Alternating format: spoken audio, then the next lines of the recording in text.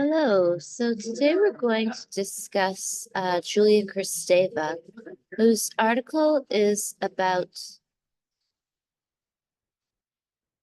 strangers and the idea of the body of a stranger.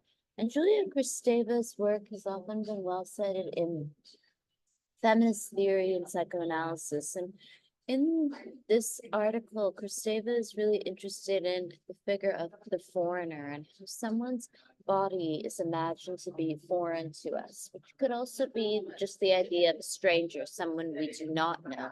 But for Kristeva, this kind of construction of an other is also about citizenship and who constructs themselves to be a citizen as opposed to those who they see as not being part of a polis or the nation state. And what interests Kristeva is how the presence of others actually makes us understand ourselves to be strange. So the presence of those who do not resemble us or sound like us within a country calls into question the idea of the nation state as a pure entity. So the presence of strangers makes us realize that we are also strange to others.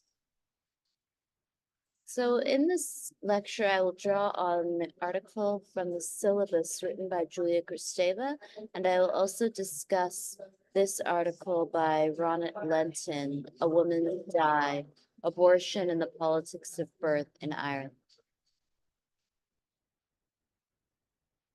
So this is a case, the case of Savita Halappanavar was discussed extensively in the Irish media and the global media, and Savita Halappanavar died trying to have an abortion in Ireland.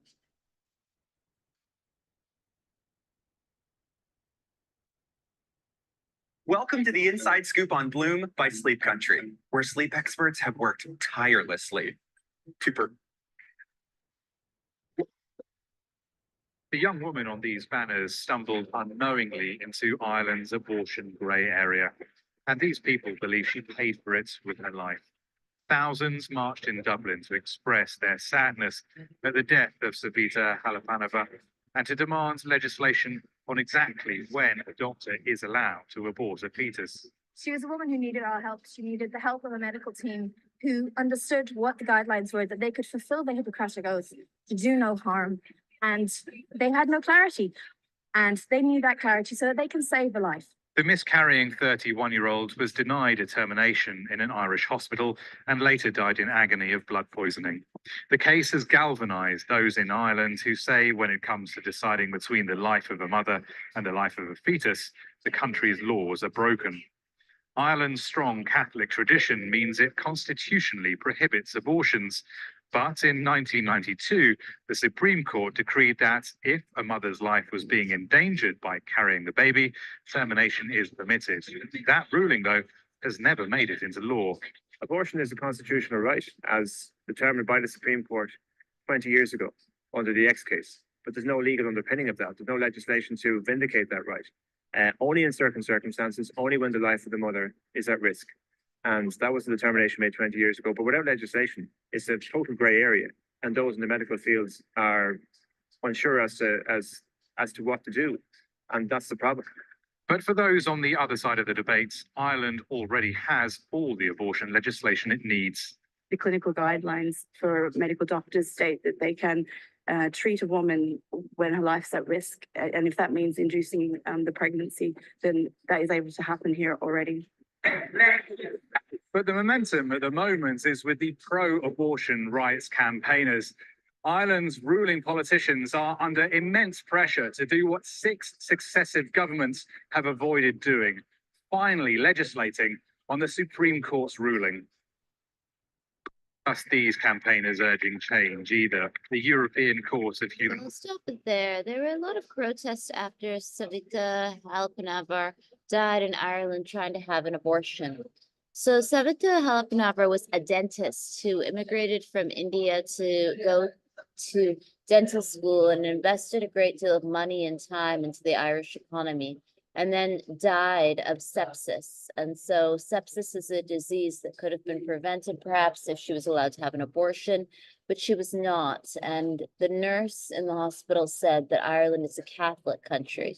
So if Ireland is a Catholic country, then perhaps Ireland should not profit financially from the economic investment of immigrants who could have survived if they had an abortion. So this article by Ronit Lenton, A Woman Died, is really also about the politics of racism in Ireland. And the fact that Savita was from India and pregnant, I think also poses a specific set of anxieties to Irish people and to many people in predominantly white Western countries, that it is not only about immigration, but the possibility that immigrants will have children who will be highly skilled professionals, I guess, is anxiety provoking. And also ultimately about class antagonism and economic competition. So Lenton writes, targeting sexually active Irish women was the preamble to banning and controlling migrant mothers as the producers of future generations of the quote unquote racially inferior, leading me to posit migrant mothers as the female version of some homosexual feminist sector. So Canada, the Canadian healthcare system is still facing ongoing class action lawsuits filed by Indigenous women who have accused Canadian nurses of forcibly sterilizing Indigenous women and burning their fallopian tubes without consent in an effort to try to stop Indigenous people from being born. And I would argue that in the case of Savita Alpanavar, if you look at the things that the nurses said and did, that her death, I think, was really just about wanting to really kill a person of color, not wanting her to live her life or have a child. The official report on Halpanavar's death found that there was an overemphasis by hospital staff on her unviable fetus and an underemphasis on her detrimental health. So in the end, she died and her unborn child also died. And I think the case of George Floyd, who was murdered by the US police, is not an isolated incident. There are many times when people want to kill people of color and do not want people of color to have children, and perhaps do not want people to immigrate. I mean, the idea of racial purity and trying to construct a pure white nation is not something that is really surprising. The election of Donald Trump to the position of President of the United States of America led to a rise in neo-Nazism, and hate crimes against people of color also rose. During the global pandemic, many people assaulted Asian people and attributed COVID-19 to certain ethnic groups. So abortions have been banned throughout the United States of America, and the legal precedent is the Dobbs ruling, which overturned Roe versus Wade in several states in America. There are many states in America that have completely banned abortion. There are other states that have only partially banned abortion. 21 states ban abortion or restrict the procedure earlier in the pregnancy than the standards set by Roe versus Wade, which governed reproductive rights for nearly half a century until the Supreme Court overturned the decision last year. In many states, the fight over abortion access is still taking place in courtrooms where advocates have sued to block bans and restrictions. Other states have moved to expand access to abortion by adding legal protections. So this idea of the right to life of unborn children, I think is really also about a politics of life that was popular during the time of the Nazis and the Third Reich. The idea is not really about, I mean, quality of living for people who are alive or employment, but about future life and the birth of future people who are imagined to be better than those who are alive. And this idea of imagining a future of kind of purity, religious and racial purity, is central to extreme nationalist movements like the Nazis or religious fundamentalist movements. Brady comments that where it was once acceptable to leave certain conditions alone, doing so now might be considered cruel neglect. But she goes on, medicalization transforms people into patients and creates new markets for specialty clinics, diagnostic tests, pill shots, self-help books, diet plans, and the ultimate cash cow, regular medical monitoring. She recognizes that medicalization may be promoted by apparently irresistible economic incentives, but that this additional treatment may harm patients. She concludes by pointing out that conditions for which medical treatment is offered may not be diseases at all, but merely the expression of human diversity. So I'll make sure to post the exact reference online. And there are many commentators who have emerged in the media and in scientific articles who have discussed abortion in detail after the Dobbs ruling. Medicalization is also familiar from the women's health movement and from the sociology of medicine, both of which have underlined medicine's tendency to define normal events in women's lives, such as menstruation, pregnancy, and menopause, and natural states such as small breast size as pathological and requiring medical attention. Unsurprisingly, this critique goes deeper, pointing out how such medicalization controls women and deflects attention from unjust social conditions that prevent us from flourishing or even oppress us. So medicalization of women has historically been used as a political tool. So a lot of medicalization, especially debates regarding abortion and lack of abortion, are also a form of class antagonism. So the rise of women's legal right to vote and work also corresponded to lots of anxiety regarding the health of women, which was never really about health for people who would work for a living. It was about the health of people who would stay home and have children and not be economically competitive. Peter Conrad defines medicalization as seeing a problem in medical terms, using medical language to describe a problem, adopting a medical framework to understand a problem, or using a medical intervention to treat it. This is a sociocultural process that may or may not involve the medical profession, lead to medical social control or medical treatment, or be the result of intentional expansion by the medical profession. However, as Jana Sawicki notes, it usually implies the negative phenomenon of reducing political, personal, and social issues to medical problems, thereby giving scientific experts the power to solve them within the constraints of medical practice. So again, you get to this point where there's this construction of populations of people who are deemed to be sick and can be subject to medical experimentation, which takes us back to the Nazis and the Third Reich, the construction of populations of people who are ethnic minorities or people who, or women or queer people, people who are religious minorities who can be used for medical experimentation. And this was central to the Third Reich and to the Nazis. Women's or to the behavior of the Third Reich and Nazis, or to their program during the Holocaust.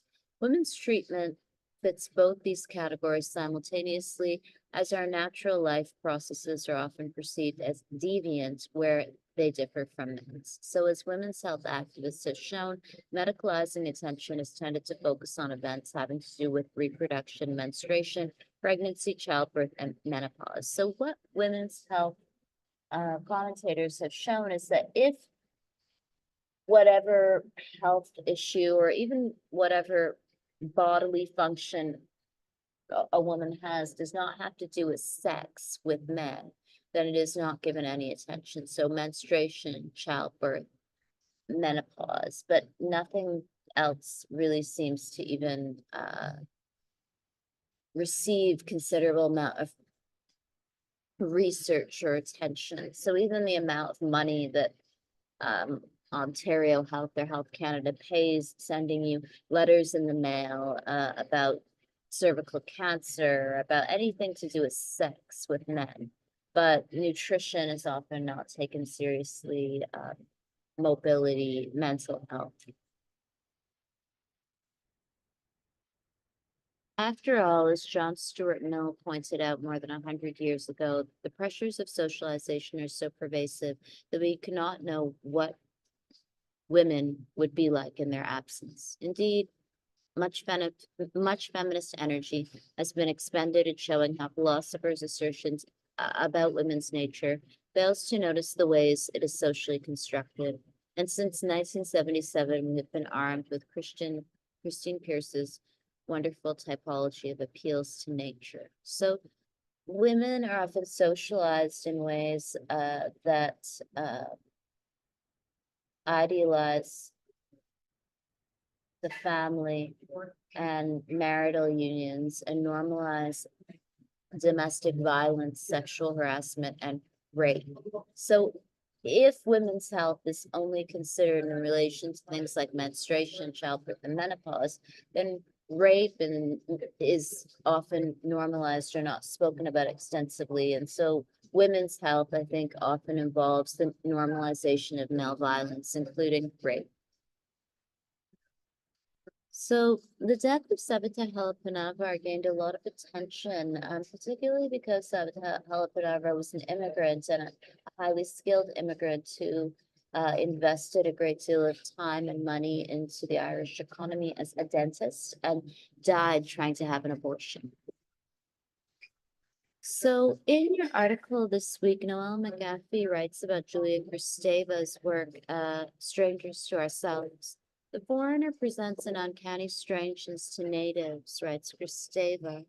So this kind of uncanny strangeness to natives is often about a gendered sense of an uncanny. So a woman who wants to have a baby, but Savita Halappanavar's name was not an Irish name or a Catholic name, nor was she a white woman. So there is this uncanny strangeness, and many people don't know what to do with others and other mothers, except perhaps to kill them. Julia Kristeva's most recent work has been about the rights of people with disabilities. And this is a video about Kristeva's writing about people with disabilities. So much like this idea of an uncanny presence, people with disabilities can often present this uncanny presence to others. That the sense of uncanny is written about in psychoanalysis a great deal. It's this feeling of sameness and yet difference that makes people call into question their narcissism, that one understands that they are not the only people or the only bodies that exist on planet Earth. The disabled body in its history often been a concept that has been characterized as something to be disgusted by, a punishment or a curse that a disabled individual must rebel against in order to compensate for their existence as disabled bodies. In analyzing this view, the disabled body is viewed as an abject figure, a body of horror by which one must stare relentlessly, or whisper to the person next to them about it, in the same way we slow down and comment when we drive by a car crash on the road. However, is it not true that in staring at the catastrophic, at a disabled body, or at the car crash, that they also comment back to us, that there is a whisper from the catastrophe to us in the same way we whisper about the catastrophic? What do I mean by this? Well, isn't it true that by designating the disabled body as something to be disgusted by, we, by the negation of the disabled body, push forward the view that the normative body is something to be upheld, something to be preferred over the disabled body?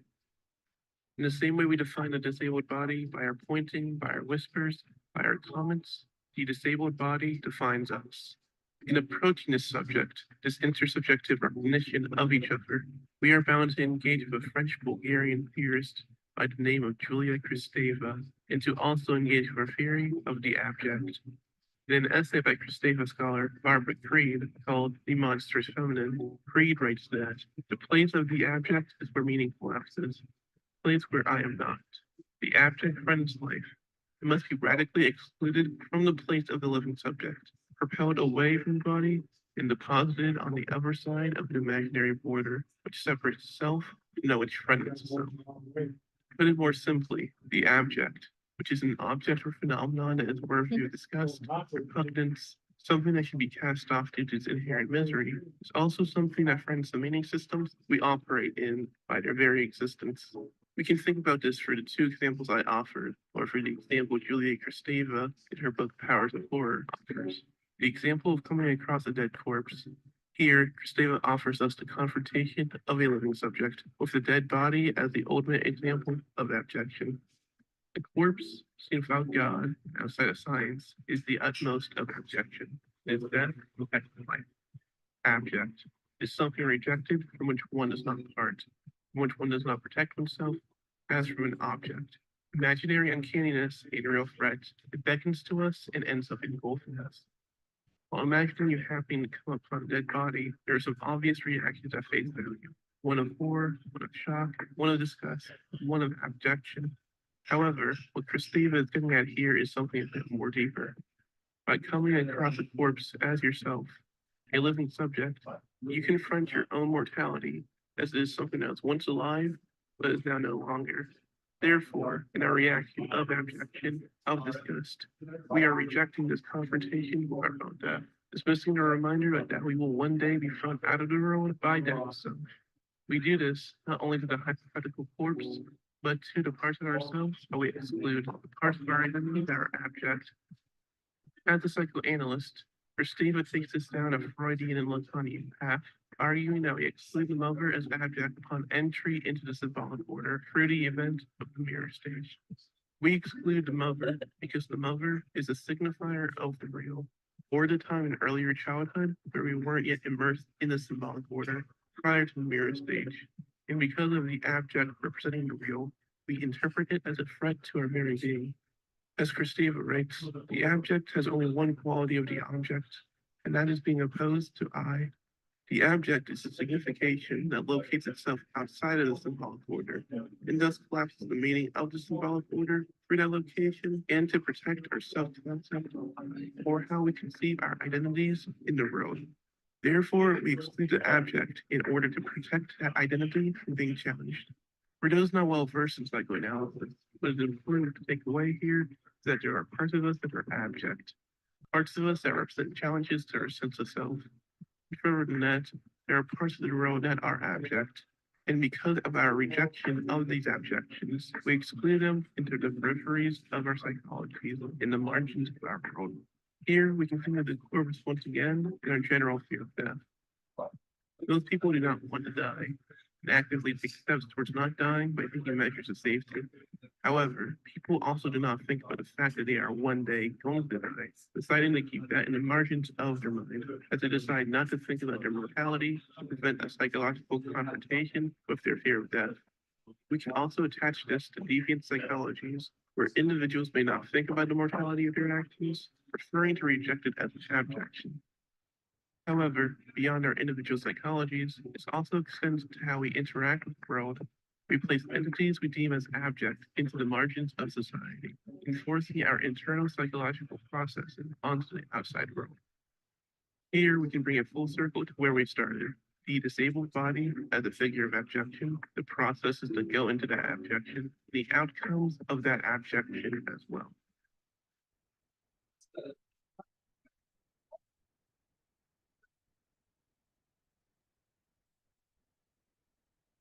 So Kristeva's work then follows this trajectory where she often discusses this idea of otherness in psychoanalytic terms and turns back to an analysis of what otherness means to oneself. So fears of death, fears of immigration for Julia Kristeva, fears of people with disabilities are really about our own kind of very fragile sense of self and fears of our own mortality.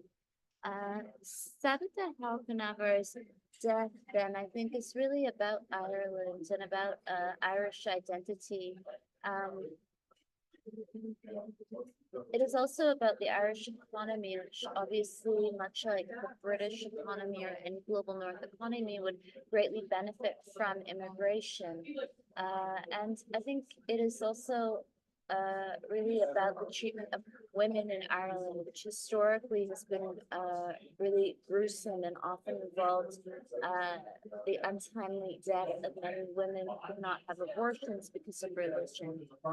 Savita Halkanavar's death deeply shocked the Irish society. My argument is that beyond being a woman who unnecessarily died in childbirth in post-Catholic patriarchy, Halkanavar was a migrant woman whose death requires theorizing the Republic of Ireland as a gendered racial state. On the one hand, her death led to renewed demands for the promised legislation regarding the equal weight of the lives of the unborn mother, as voted for in a 1983 constitutional referendum. On the other, strengthened Ireland's pro-life movement's resolve to oppose any legal form of abortion. So, interrogating the politics of birth in Ireland, Ronit Lenton writes that this paper argues that abortion is central to the construction of contemporary Irish identities. Halkanavar's case within the broader narrative of women's reproductive functions in Ireland and within the recent history of casting migrant women's birthing practices as threatening the integrity of citizenship.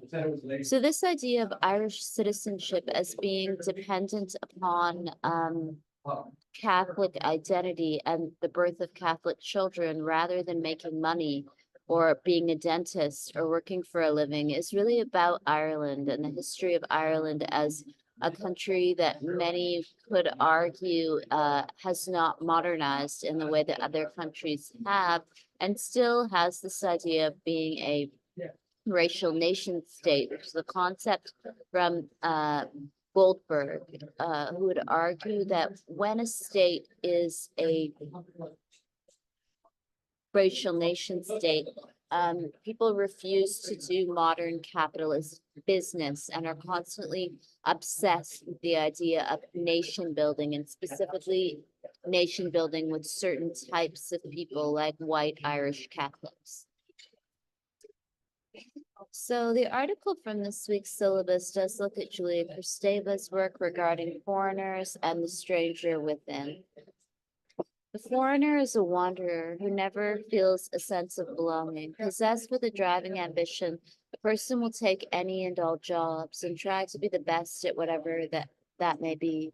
Foreigner lives with the sense that those at home have been abandoned, and although one's mother tongue has been forgotten, there is an awkwardness in speaking the new language. Worst of all, the foreigner feels that no one is listening and no one deeply understands. So the sphere of the foreigner is really interesting in Kristeva's work because from the perspective of Lacan, Kristeva argues that this sense of homeliness for the foreigner is a problem, and the foreigner feels alone, and I guess the concept foreigner is perhaps a rude concept, but it could be referred to as, say, a migrant or a stranger. The problem that I have with Kristeva is that I think the argument is somewhat childish from a Marxist perspective.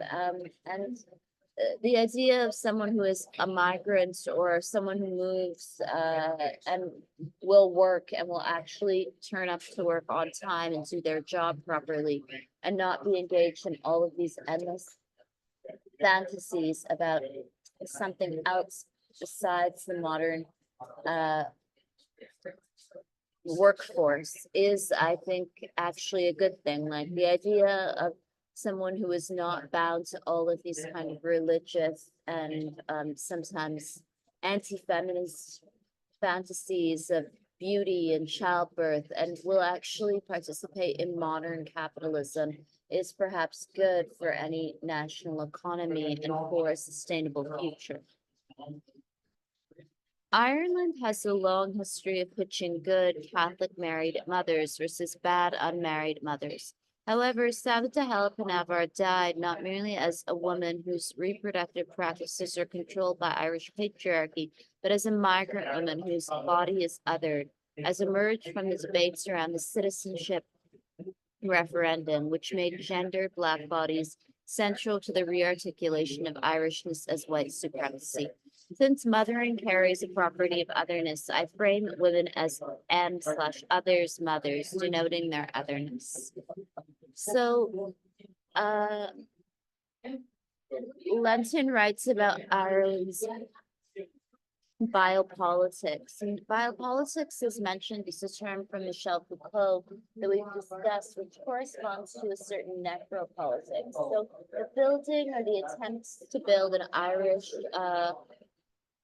Catholic or Protestant nation state has involved this kind of act of aggression against women, and in support of women's role as what Michel Foucault would call the species body, who can have children and who are valued for their reproductive capacity. This has obviously affected the treatment of Irish women in education and in the workforce. Historically, Ireland's biopolitics of birth involved incarcerating thousands of, quote, fallen women in Magdalene laundries run by religious orders between 1922 and 1996, with the full knowledge of the state and what Ireland's premier called in his public apology, a cruel and pitiless Ireland. More recently, responding to moral panic about migrant women childbearing against the state. I would also argue from my own experiences having gone to Ireland and worked in the United Kingdom as a researcher that a lot of addiction issues and mental health issues in Ireland are also about religious nationalism and about the refusal to ban abortion.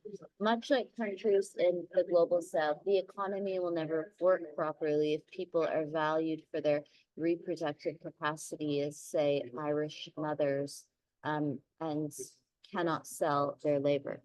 After briefly outlining the ramifications of what became known as the X case, this paper argues that the birthing and reproductive functions of women in Ireland have always been policed, controlled, and abused, and that the racial state is also a state of exception where some populations are cast as what Giorgio Agamben calls bare life or homo sacer, at the mercy of sovereign power.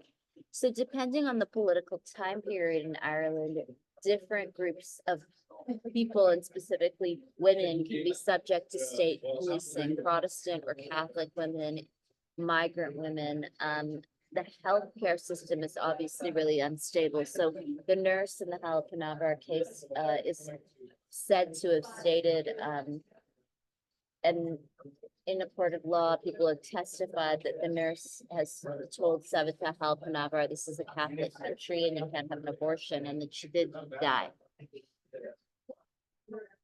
So I'll finish by discussing feminism and bioethics. So the banning of abortion throughout the United States of America, debates regarding abortion in Ireland, and ongoing cases like the Me Too movement that discuss sexual harassment and rape in the workplace lead us to think about bioethics and feminism.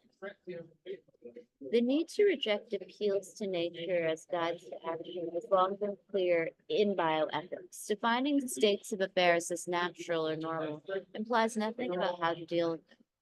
When we learn that African American women in the United States die more often in childbirth than white women, and that horrifying numbers of third world women are dying as we speak, nobody concludes that preventative action would be morally intrusive. Yet we tend to be bewitched by the claim that menstruation or pregnancy are natural processes and thus inappropriately dealt with in the medical realm. So obviously this idea of nature does not again correspond to modern capitalism, that one can have a natural menstrual cycle, but if you are poor, then obviously your access to menstrual health will be determined by class position. So India is a country that is kind of well known in Orientalist media as being natural and spiritual. Yet many women who don't have access to menstrual health and reproductive health could die giving birth to children, and could also have severe pain and gynecological problems without any access to medical technologies.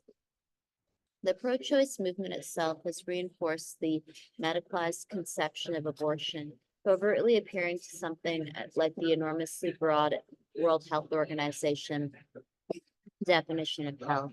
This is not a criticism, although in retrospect, I believe that this was a mistaken strategy, since it means that what I see as the central political battle arguing that women's access to abortion is necessary for the kinds of self-determination that men take for granted remains unfought. So this idea of self-determination, I think is central to ideas of women and health. And the pro-choice movement, has kind of appealed to these broad definitions, but,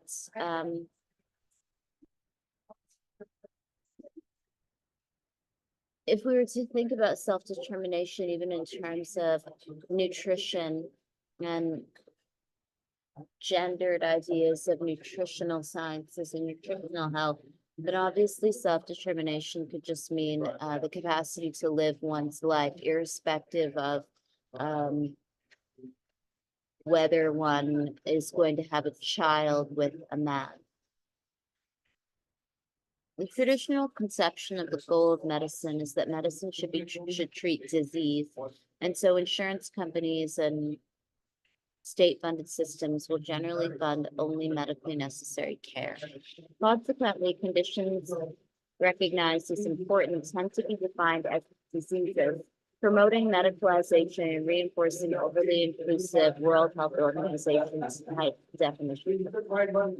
Thus, non-disease states that could benefit from medical treatment are either medicalized or unreimbursed. Avoiding this dilemma means acknowledging that it can be appropriate to use medical means to prevent suffering and enhance well-being, even if the source of the problem is not a disease. So the Dobbs ruling then overturned Roe versus Wade, and abortion has been effectively banned completely in many states. And initially, the Dobbs ruling was more severe than it is now, so that you could actually be put in jail if you tried to give someone an abortion in New York who is from Alabama. You could also be put in jail just for trying to help someone leave to get an abortion. Even trying to have an abortion could lead to criminalization. And this has obviously been changed. So New York has passed comprehensive laws. So if you were in Alabama or any state, even if you're in Ireland and you want an abortion, you can go to New York City. It's a city that people have heard of.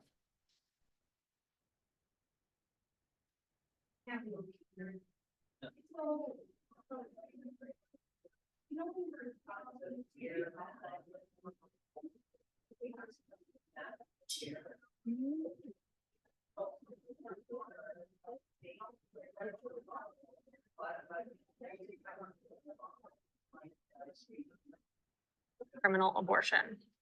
So this is a clip of medical people after the Dobbs ruling, and many of these people are trained OBGYNs who have been trained to try to give their patients the best healthcare, including people who are raped and want an abortion, or people who could die if they're forced to give birth to children. We take this oath to do no harm, and I feel like the law is forcing me to not practice that oath. I think there's a misconception about what abortion is. Many people think that it only applies to women seeking an abortion at an abortion clinic. In reality, abortion care includes terminating any pregnancy before viability for any reason. Abortion bans in maternal health are really so closely intertwined, I think, in a way that the majority of Americans don't see or understand. The patients that I specifically take care of are patients who wanted to be pregnant and then unfortunately end up in our office where we have to tell them that there's something going on with their pregnancy that will not result in a live child.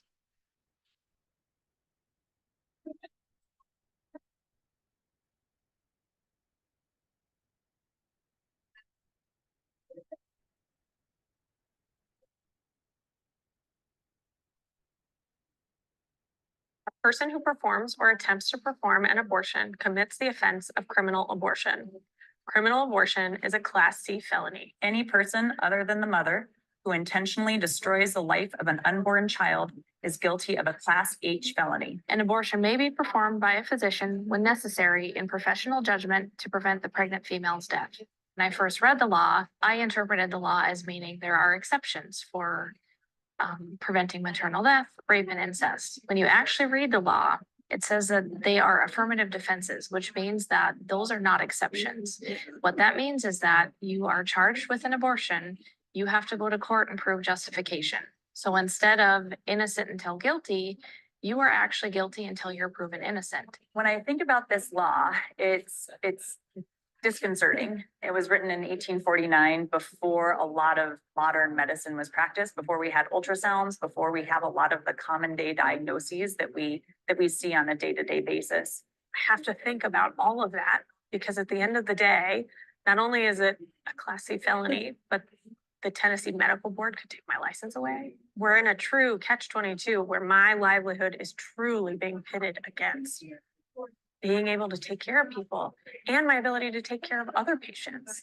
Because if I'm in jail or have a felony or don't have a medical license, I can do no good for anyone. In the state of Colorado, abortion access is protected compared to much of the rest of the country. But the thing that's hanging over all of us that are providing abortion care in Colorado is in many ways what legal threat follows our patients when they're traveling. At what point is she at risk of dying? At what point can I actually intervene without fearing criminal charges?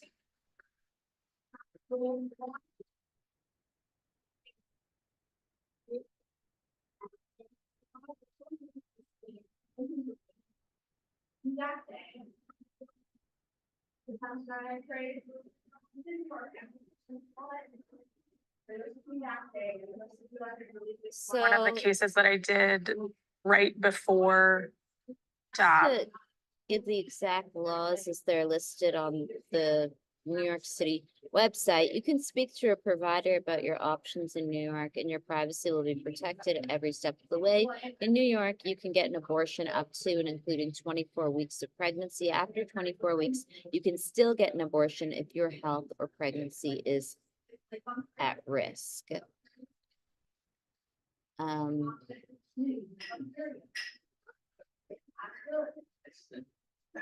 So abortion is legal at all stages of pregnancy in New York, although abortion after the point of viability requires the physician's approval. Abortion was legalized up to the 24th week of pregnancy in New York in 1970, 3 years before it was legalized for the entire United States with the Supreme Court's decision in Roe versus Wade in 1973. The Reproductive Health Act passed in 2019 in New York further allows abortions past the 24th week of pregnancy if a woman's life or health is at risk or if the fetus is not viable. However, since these exceptions are not defined by the law and the law carries no criminal penalties, abortion is effectively legal throughout pregnancy. The number of abortion clinics in New York, for which more than half of all patient visits are for abortion, declined from 302 in 1982 to 95 in 2014, but increased to 113 in 2017. So New York has done a great deal to protect civil liberties, and this was also true after attempts to ban certain groups of people from the United States of America during during the presidency of Donald Trump. Was a patient who had been transferred to me because she was bleeding. She was 19 weeks pregnant. And by the time she got to us, she lost a significant amount of blood. There was no time for me to stop and call a lawyer and make sure what I was doing was legal. I made a decision because she was going to bleed out in front of me otherwise. We had a patient recently whose fetus had a diagnosis of anencephaly, meaning that sort of the top part of the fetus's skull had not formed. This is a lethal diagnosis. This is not something where that baby can survive outside of the womb. So abortion in Canada is legal throughout pregnancy and is publicly funded as a medical procedure under the combined effects of the Federal Canadian Health Act and provincial health-related systems. Dobbs ruling, we would have been able to care for her at the same hospital where she delivered her last two children. Now, because that fetus still had cardiac activity, we had to refer her out of state. I have multiple patients that have multiple medical conditions that have had blood clots, heart failure, heart valves replaced. I had one patient ask to me, "Doctor, what is your plan B if something goes wrong with my pregnancy in the next 5 weeks?" I told her that my care for her is not going to change at all. She's still going to have every single option available to her, even if that takes me sending her out of state. Canada is one of the few nations with no criminal restrictions on abortion. Abortion is subject to provincial health care, regulatory rules, and guidelines for physicians. No provinces offer abortion on request at 24 weeks and beyond, although there are exceptions for certain medical complications. Really truly seeing people from everywhere, people that have dangerous complications of the placenta that mean that they are bleeding regularly, bleeding heavily, but because they are not dying yet, which I cannot believe, I have to say, you're not dying yet, they cannot access safe abortion care in their home state. So we'll stop there.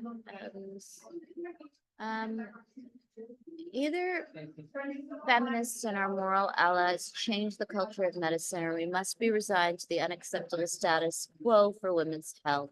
And although no contemporary society is anything like a feminist paradise, some of what has been achieved would have looked utopian 50 years ago. The sort of changes I argue for here would greatly improve women's care and are therefore morally obligatory.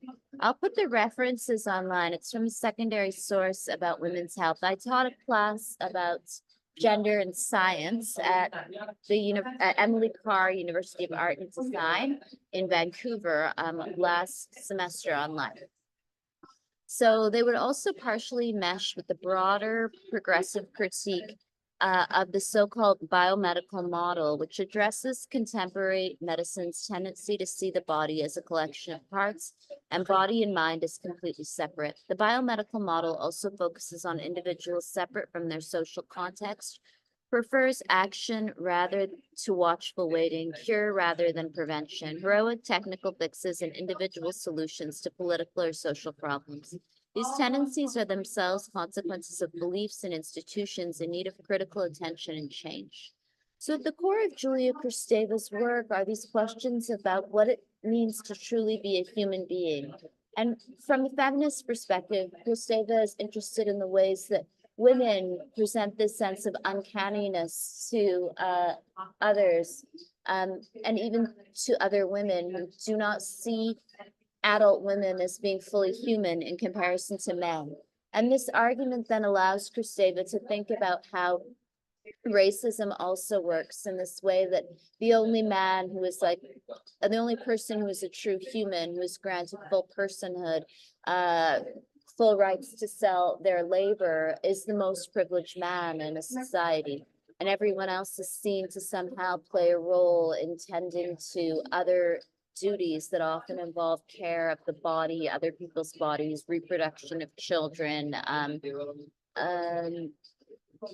things that do not involve full personhood. And many early feminist philosophers, or many feminist philosophers, were concerned with this idea of personhood, which involves a thinking, speaking agent who has free will rather than a body. So I'll finish then with this quote from Julia Kristeva. Should one recognize that one becomes a foreigner in another country because one is already a foreigner from within? And it is an interesting question. Should one recognize that one becomes a foreigner in another country because one is already a foreigner from within? So that is all. Thank you very much.